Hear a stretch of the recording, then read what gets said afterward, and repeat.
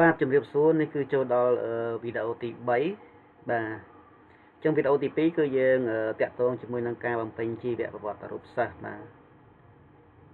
ដល់ពេលដែលយើងបំពេញរួចហើយគឺយើងមកកន្លែងមើលបញ្ជីឈ្មោះសិស្សបាទយើងមើលមកឃើញអញ្ចឹងណាបាទដល់នឹងមកកន្លែងនេះសល់ no បើសិនជាលោកគ្រូអ្នកគ្រូឃើញថាសិស្សលោកគ្រូអ្នកគ្រូឈប់ចូលអស់ទៀតហើយត្រឹម37ហ្នឹងណាបើថាអស់ទៅហើយលោកគ្រូអ្នកគ្រូត្រូវលាក់អាណូនេះចេញកុំឲ្យបង្ហាញអាហ្នឹងអញ្ចឹងខ្ញុំធ្លាប់ប្រាប់ម្ដងហើយគឺយើងចូលមកហ្នឹងមកនេះ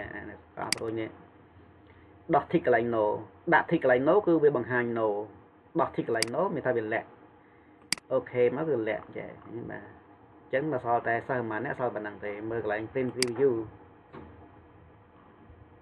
បាទមកតំពនេះតំពទី2នេះគេមកអញ្ចឹងលេងមានយ៉ាមកវិញនេះអញ្ចឹងលេងមានកន្លែងกระดาษសល់ហើយអញ្ចឹងលាក់កន្លែងហ្នឹងបាទអញ្ចឹងខ្ញុំដោះវិញចុះបាទកន្លែងនេះយើងចាំលាក់ពេលណាក៏បានដែរដាក់ tick នៅវិញមកដាក់ tick no គឺបង្ហាញ no វិញអញ្ចឹងដោះក៏កន្លែងហ្នឹងលាក់ក៏កន្លែងហ្នឹងដែរអូខេអញ្ចឹងបន្តទៀតនៅពេលដែលយើងបានឈ្មោះសិស្សចឹងហើយ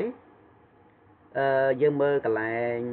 វេនសម្អាតនេះបាទនេះវេនសម្អាតនេះឥឡូវមកក្រោយក៏បានដែរវេនសម្អាតបាទចូលដល់ដែរចុះមិនកន្លែងមើលឈ្មោះសិស្សវេនសម្អាតនេះអញ្ចឹងនៅក្នុងវេនសម្អាតហ្នឹងគឺឈ្មោះហ្នឹងគឺយើងទាញពីណាមកឈ្មោះគឺបានមកពីកន្លែងដែលយើងបញ្ចូលឈ្មោះសិស្សណាបាទអញ្ចឹងអាលើនេះអត់ពេញទេពេញតែម្ដងវាមកទាំងអស់ឆ្នាំសិក្សាហ្នឹងឥឡូវយើងមើលមានថ្ងៃច័ន្ទថ្ងៃអង្គារថ្ងៃពុធហើយសិស្សនេះគឺខ្ញុំយកពីលេខរៀងមកបាទអញ្ចឹងមានច័ន្ទអង្គារពុធខាងក្រោមគឺពហុសុក្រសៅរ៍អញ្ចឹងសិស្សខ្ញុំរៀបសម្រាប់សិស្ស56នាក់អញ្ចឹងបើសិនសិស្សមិនគ្រប់ទេវានៅសល់កន្លែងចេះបាទអញ្ចឹងថ្ងៃច័ន្ទវាចែកតាមហ្នឹងណាបើវាចែកតគ្រប់អញ្ចឹងបើសិនមានសិស្សពេញគឺវាមកដល់ពេញក្រោមតែម្ដងតែនេះឃើញវាសល់ទេអញ្ចឹងកន្លែងនៅសល់ខាងក្រោមក៏មានសល់ដែរបាទមានសល់គឺខ្ញុំដាក់ថា no ទេ no no no no អាលើក៏ no no no no ដែរអញ្ចឹង no ទាំងអស់អញ្ចឹងនៅពេលដែលលោកគ្រូ print មកក្រៅមិនចាំលាក់ no នឹងក៏បានឬក៏លាក់ក៏បានដើម្បីស្អាតគឺយើងចុចអានេះដូចខ្ញុំប្រាប់ពីមុនអញ្ចឹងនេះគឺចុចតំណឹងមកដោះគ្រីសកន្លែង no ចេញមកហើយអូខេបាត់សោះហើយណាបាត់កន្លែង no បាត់ហើយហើយយើង print preview មើលនេះបាទ print preview មកឃើញអញ្ចឹងតែម្ដងបាទតែបើយើងទុក no មើលវាមើលអស់អត់បាទត្រូវតែអស់ហ្នឹងពីព្រោះសិស្សតម្រូវ56ហើយបាទឥឡូវម្ដងទៀតមកនេះបើវានៅ no វានៅចន្លោះចេះបាទអញ្ចឹងអាហ្នឹងកន្លែងសម្រាប់ដាក់បាទអានេះគឺវេនសម្អាតគឺវារត់ទៅតាមលេខរៀងសិស្សdirect ប៉ុណ្ណឹងបាទហើយអានេះគឺយើងអត់ពេញទេណាអានេះយើងពេញមកពីនោះមកហើយនៅកន្លែងនេះមួយទៀតបើកន្លែងបានឃើញនឹងឯកភាពនេះអាចជ្រើសបានបើសិនជាដាក់បានឃើញនឹងពិនិត្យត្រឹមត្រូវក៏បាននេះអាចជ្រើសអាន2បាទបានឃើញឯកភាពយកនឹងមួយហ្នឹងទៅហើយសម្រាប់នាយកអានេះនាយកវិទ្យាល័យណាបើយើងចង់ដូរបានខ្ញុំដាក់ជម្រើស5នេះប្រើតែនាយកអាម៉ាត់ក៏បានដែរឃើញទេនាយកសាលាក៏បាននាយិកាបាទបើសិននាយិកាចុះរើសតាមហ្នឹងទៅបាទនាយិកាវិទ្យាល័យនាយិកាសាលាអីចឹងទៅបាទអញ្ចឹងកន្លែងរើសបានតាមចិត្តហើយកន្លែងគ្រូទទួលបន្ទុកថ្នាក់នេះក៏ខ្ញុំប្រាប់ឲ្យជ្រើសរើសដែរបើយើងចង់ឆ្លាញ់គ្រូបន្ទុកអាម៉ាត់ទេដាក់តែគ្រូបន្ទុកហ្នឹងខ្លីឬក៏គ្រូបន្ទុកថ្នាក់ឬក៏គ្រូទទួលបន្ទុកថ្នាក់អញ្ចឹងយកមួយណាក៏បានដែរហើយឈ្មោះនេះគឺមិនបាច់ពេញទេពេញមកពីដើមមកហើយបាទអានេះគឺសម្រាប់វេនសម្អាតឥឡូវយើងមើលទៅកាន់មួយទៀតគឺមើលទៅកាន់បទបញ្ជាផ្ទៃក្នុងមិនបាច់ទេអានេះសម្រាប់លោកគ្រូនិងគ្រូគាត់អានមើលលេងនេះបាទនេះនេះសម្រាប់អានលេងទេបាទយើងមើលទៅកាន់មិញវេនសម្អាតមើលទៅលើការលិភាបាទនេះការលិភាបាទសម្រាប់ការលិភាគឺនេះឥឡូវលោកគ្រូយើងមើលមាន1ម៉ោងច័ន្ទអង្គារពុធពហុសុក្រសៅរ៍បាទព្រឹកអានេះរសៀលអានេះធ្វើ2ណាបាទអានេះប្រសិនរសៀលយើងប៉ះ2ម៉ោងនេះប៉ះ2 3 3 4តែអាក្រោមមួយទៀតក្រោមនេះអានេះប្រសិនបើរសៀលប៉ះ3ម៉ោង2 3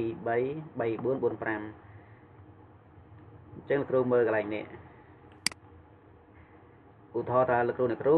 នយោបាយគាត់បែងចែកការភាពមកគ្រប់ហើយលោកគ្រូអ្នកគ្រូត្រូវជាគ្រូបន្ទុកថ្នាក់យើងត្រូវមើលនេះខ្ញុំមើលច័ន្ទអ្នកដំច័ន្ទទាពុទ្ធពហោសុកសៅអញ្ចឹងយើងមើលនេះម៉ោងទី1ម៉ោងទី2ម៉ោងទី3ម៉ោងទី4ពេលព្រឹកអាពណ៌ខៀវៗនេះពេលល្ងាចនេះពេលល្ងាច2ម៉ោងនេះពេលព្រឹក4ម៉ោងបាទតែបើយើងចង់មកក្រោមសម្រាប់ល្ងាច3ម៉ោងមកនេះវិញយើងមកតម្រូវឲ្យមួយនេះតែបើសិនជាសាលាលោកគ្រូអ្នកគ្រូប៉ះតែ2ម៉ោងទៅយើងមើលឥឡូវយើងមើលឲ្យច័ន្ទម៉ោងទី1យើងប៉ះគេនៅច័ន្ទនេះម៉ោងទី1អត់សោះប៉ះកណ្ដិតយើងដាក់អក្សរ M វាយ up ហ្នឹងណាបាទវាយ up ហ្នឹងទៅវានឹងចូលមកនេះនេះវាចូលមក M នេះម៉ោងទី1ទេឥឡូវឧទាហរណ៍ខ្ញុំលុប up ហ្នឹងចោលវិញលុប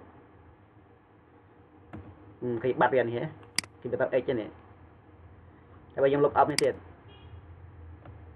ឃើញបាត់វានៅ x ទេបាទអញ្ចឹងបើសិនមកកណ្ដិតវាយ M តែវាយ M ធំចឹងមកយ៉ាដូ font ទៅអង់គ្លេស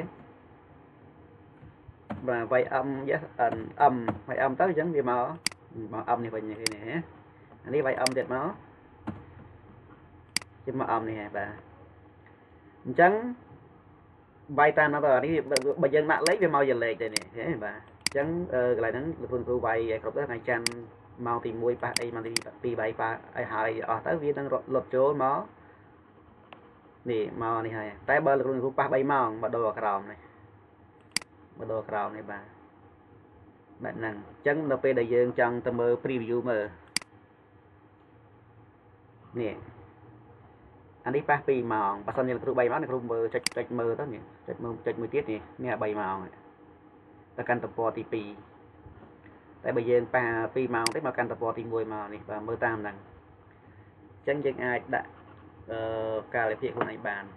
ងាយបាទអញ្ចឹងវេនសម្អាតរួចហើយវេនសម្អាតក៏រួចកាលវិភាគក៏រួចដែរបាទអញ្ចឹងយើងកាន់តំបន់ដើមវិញអញ្ចឹងភាគ3គឺតែប៉ុណ្្នឹងឯណាបាទភាគ3យើងខ្ញុំចង់បើយើងចង់ទៅមើលកន្លែងកាលវិភាគហ្នឹងយើងចូលកន្លែងមើលបញ្ជីឈ្មោះសិស្សបាទឡើងវិញណាបាទនេះវេនសម្អាតអាចលាក់ no លាក់អីបានបាទហើយទៅកាលវិភាគបាយតាមមិញបាទអានេះប៉ះល្ងាច2ម៉ោងអាក្រោមប៉ះល្ងាច3ម៉ោងបាទអញ្ចឹងគឺភាគ3សូមចប់ត្រឹមហ្នឹងសិនបាទសូមអរគុណ